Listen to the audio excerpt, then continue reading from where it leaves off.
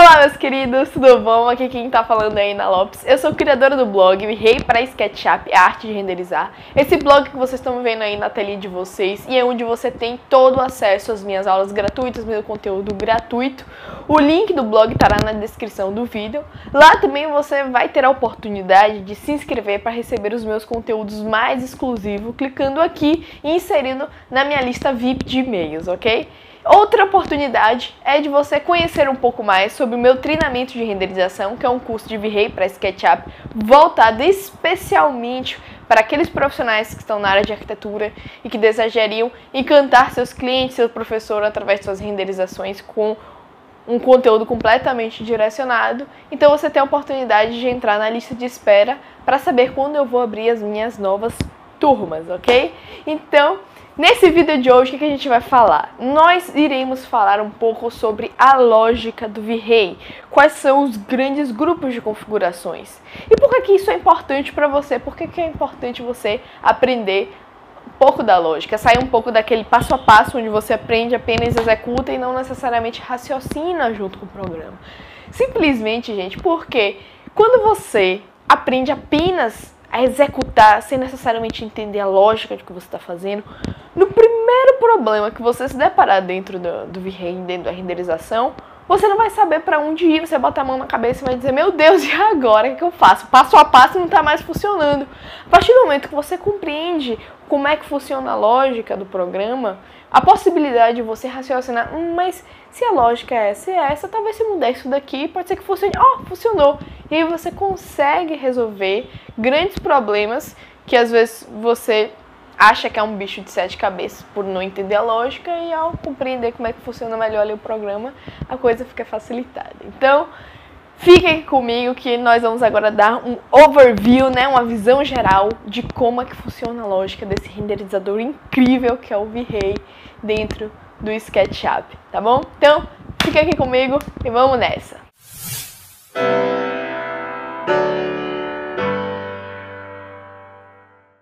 Quando você vai renderizar no Virrei, você precisa ter em mente que ele funciona no conjunto de 3 grandes grupos de configurações, correto? O de iluminação, materiais e opções. E na interseção entre esses 3 grandes grupos está o resultado de nossa renderização. Veja que eu coloquei essa imagem como a interseção de forma proposital, para que você já tenha bem claro em sua mente que um grupo influencia diretamente no outro. Ou seja, o que é isso? Se eu mudo as configurações de iluminação na minha cena, os materiais que estão lá na minha cena e as configurações das opções, elas serão influenciados também.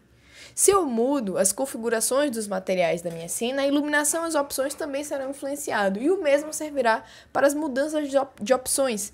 Portanto, ter a harmonia entre esses 3 elementos, esses 3 grandes grupos de configurações na hora que a gente vai renderizar, é imprescindível para que a gente arrase nos nossos renders, sacou? Bem, ouça com atenção o que eu vou te dizer agora, tá? O Virrei, ele é um grande simulador de realidade. Observe o que eu estou dizendo para você. Ele é um simulador de realidade. Portanto, se você raciocinar como funciona a sua realidade, o mundo em sua volta, você terá mais facilidade de entender a lógica do programa. Por incrível que pareça, é mais ou menos por aí.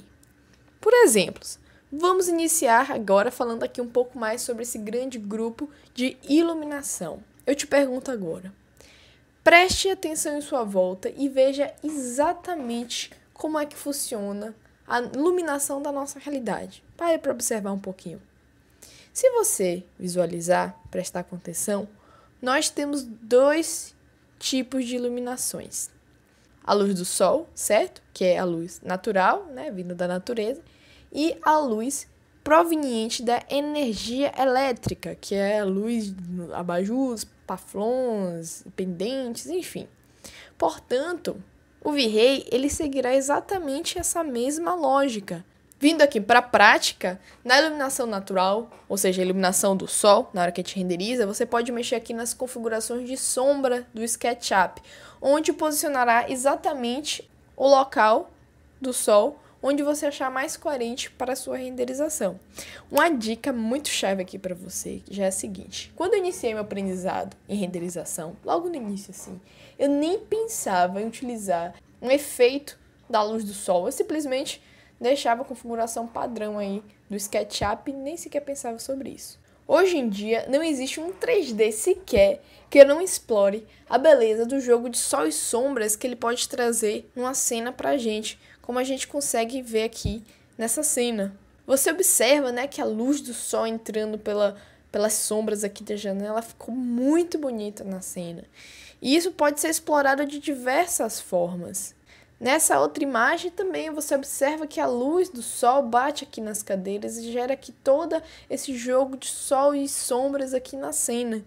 Então, mesmo que você ainda não saiba configurar direito a questão da iluminação do sol, tente pelo menos fazer um efeito assim bonitinho na sua cena que já vai dar um diferencial para você, viu? Fica a dica aí para você. Além dessa parte aqui das sombras, né, existe outros lugares para você configurar a luz do sol no V-Ray, como no grupo das opções, aqui na aba do Environment, que traduzindo para o português significa meio ambiente, e aqui nós temos a opção de mexer na iluminação do meio ambiente do nosso 3D, ou seja, essa aba serve para isso.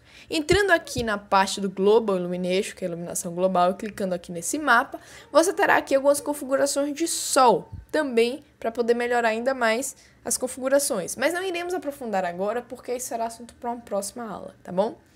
Agora, quando nós falamos das luzes artificiais do V-Ray, como já comentei com vocês, são aquelas que irão simular a luz da energia elétrica, o V-Ray nos entrega 5 opções de simulação dessas luzes.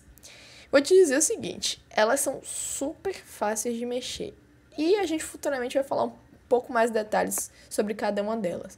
Porém, vale ressaltar que dessas 5 simulações eu basicamente uso 2, no máximo 3. Então, de uma maneira geral, essa é a lógica da parte da iluminação do V-Ray. Vocês viram? Sem mistério nenhum. Vindo agora para a parte de materiais, desse grande grupo, nosso laboratório de materiais, essa parte é incrível, gente. O V-Ray ele funciona raciocinando através de layers e mapas. Para você saber um pouco mais sobre os mapas, eu não vou me aprofundar nessa aula, mas eu vou te deixar a indicação de aula específica onde eu expliquei sobre esse assunto, aqui nos cards do vídeo, se você estiver assistindo aqui pelo YouTube, ou no link da descrição do vídeo, para poder você se aprofundar. E agora nós vamos falar nessa aula um pouco mais sobre a lógica dos layers, tá bom?